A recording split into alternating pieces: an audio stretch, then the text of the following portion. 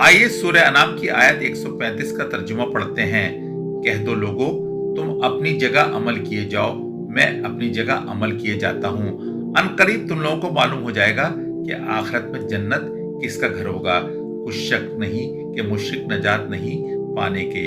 ये गोया चैलेंज का सा अंदाज है कि मुझे तुम लोगों को दावत देते हुए 12 बरस गुजर गए और तुमने इस दावत के खिलाफ एड़ी चोटी का जोर लगाया, हर तरह से मुझे सताया।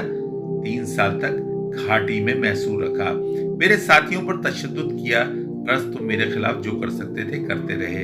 अभी भी जो मुमकिन है तुमसे कर गुजरो, जो मेरा फर्ज मनसबी है वो मैं अदा कर रहा हूँ। दायमी कामयाबी किसके लिए है, किसके लिए अल्लाह ताला ने जन्नत सजाई है और इसका वादा फरमाया है, और कौन दोज़ख के अजाब का मुस्तहिक ठहरेगा, ये अनकरीब तुम लोगों को मालूम हो जाएगा।